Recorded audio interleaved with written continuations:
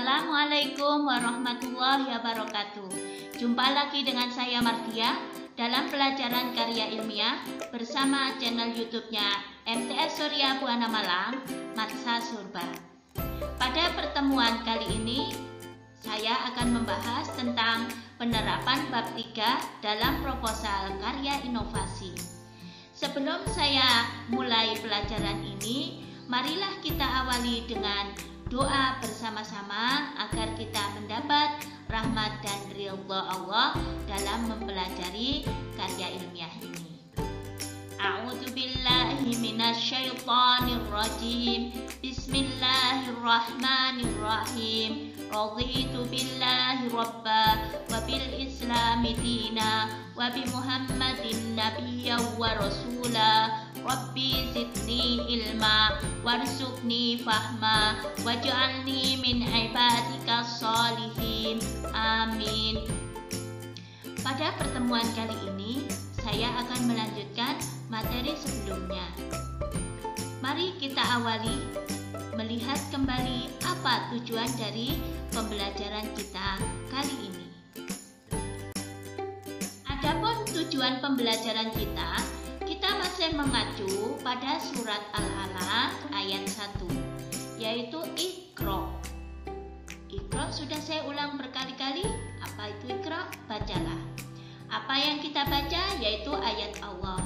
Ayat Allah ada yang tertulis dan ada yang tercipta. Ayat Allah yang tercipta disebut ayat kauniyah. Mari kita terapkan metode triple R kita pada karya inovasi dan karya ilmiah ini, yaitu riset, reason, dan religi. Yang kedua, harapan kami siswa ini akan mampu memahami dan menyusun proposal karya inovasi. Pada bab 3, biasanya kalau kita menulis dalam suatu makalah, disebut sebagai metodologi penelitian yang memuat tentang metode penelitian. Dalam karya inovasi masih sama, tetapi di sini langsung kita muat tentang metodenya.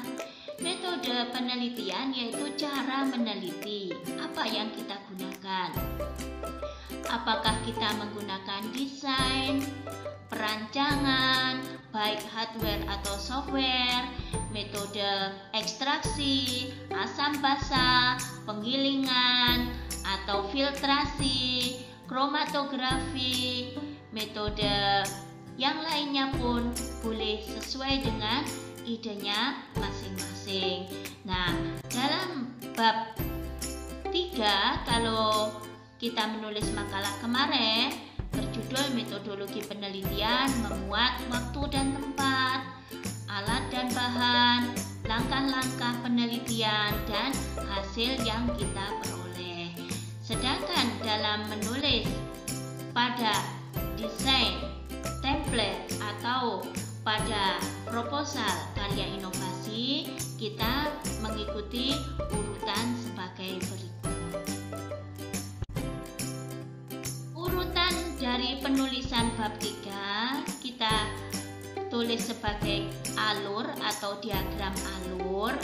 Itu berisi tentang input, proses, dan output. Ini sering disebut sebagai diagram blok. Nah, blok pertama tentang input. Input ini berisi tentang alat dan bahan yang digunakan.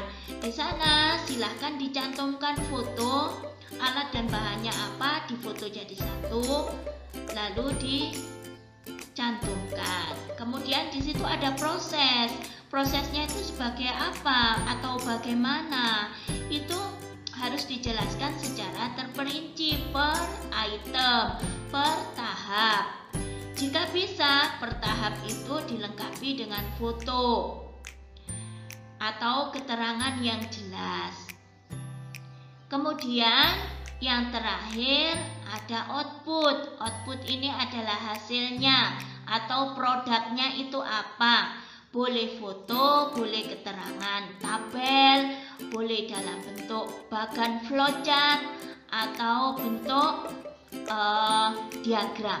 Nah, silakan ditulis secara lengkap mulai input, proses, dan output, dan jangan lupa harus mencantumkan secara terperinci prosesnya.